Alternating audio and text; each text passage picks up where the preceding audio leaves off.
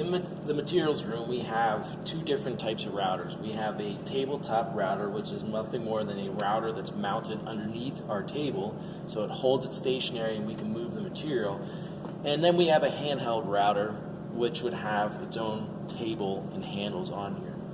So our router consists of a lot of different parts, but the main parts we need to worry about here is our on-off switch. Some of them are a toggle type switch and some of them are push button. And the top part here where we're going to attach our router bits to. So if I were to take this out, you can see that this piece is designed to accept the axle of the router bit. And what ends up happening is I rotate this bit down, because it's tapered and it's actually cut there, when I squeeze it into this hole here, it's going to squeeze onto that bit. So the further down I push it, the tighter it's going to hold onto it.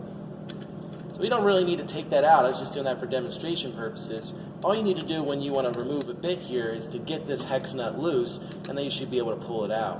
When I go ahead and place this in, what I'm looking to do is to have this all the way in until I can see just a little bit of this shiny metal left.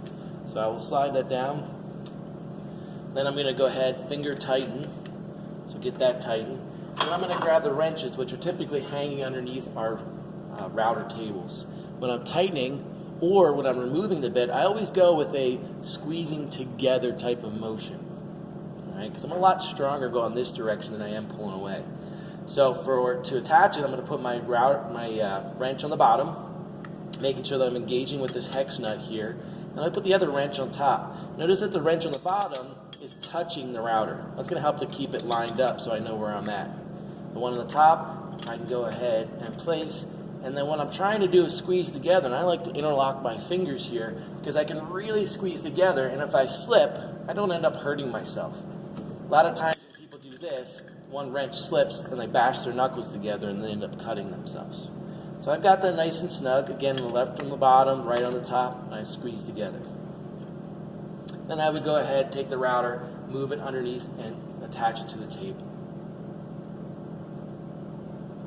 When I need to remove a bit, what I'm going to do, again, I'm going to squeeze together, but I want my right wrench to be on bottom, and again, I'm going to interact with the table, the router bit housing, the router housing.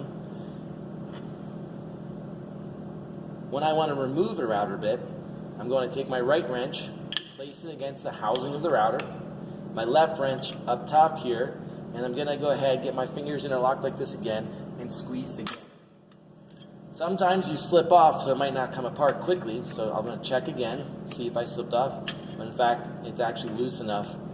This is good enough to get the router bit out. So I'm going to go ahead and pull up. What you might notice is the router bit, even though that this is loose, doesn't want to come out. So what I'm going to do is pull up on the router bit, take my wrench, and hit against the hex nut there. I might have to tap it a couple of times to get this thing to come loose.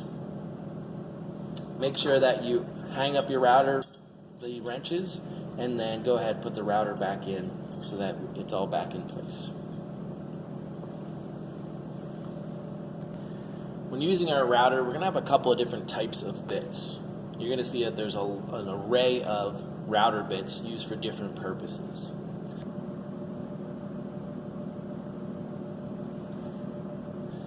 On this table, we have a roundover setup. We call it a quarter round because it rounds over just one corner of our board.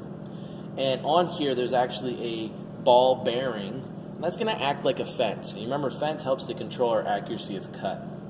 So if we're running a nice long straight board, I'm also going to use another fence to help me with that to make sure that it's nice cut and safe. If we didn't have a really nice straight edge, we were doing something that's curved, this ball bearing is going to help to make sure that this only cuts in so far. It's not able to cut it any further. Some of the other bits that we showed you, they don't have this ball bearing, so you're able to actually cut through or in the middle of a board. When selecting your material to use for the router, we have to be careful.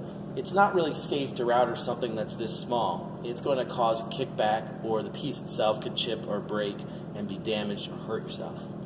We can router things like this, but again, the smaller the board is, the more danger we have, so we have to be extra careful. Something longer allows us to keep our fingers back and away from the router bit, so not being close, we can actually move back a little bit. and making sure that we don't actually have our fingers off the edge of it, so that as we're going down, if my fingers are hanging on the end of the board, it's possible I could get hurt. So I always want to make sure that my fingers are on top, holding the board down in place, and both of my hands are on the table. A lot of times I find people like to hold the board out here as they're routering, and they can tend to push this up, and that's not what we're looking to do. When we're routering, the direction we move the material into the router bit is important. So we always say into the spinning bit. And what that means is this router bit is going to rotate counterclockwise. So as it rotates counterclockwise, I want to move the material so that I'm going into the rotating bit, into that bit, so it's cutting into the material.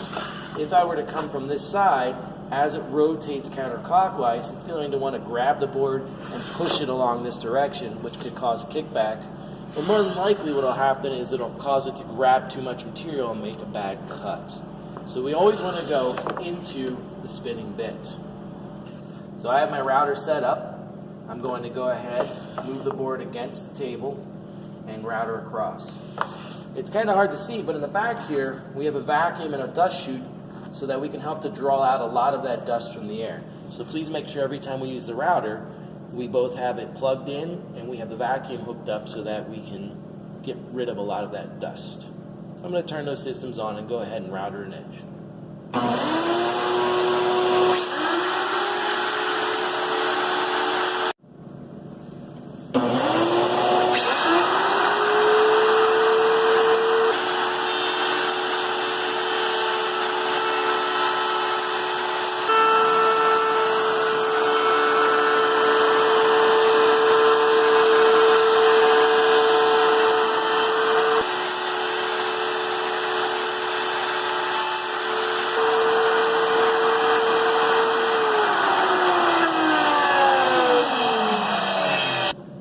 Unique to our routers, our hand drills, and some of our handheld tools, when you're finished with the router, we always want to make sure that we unplug it.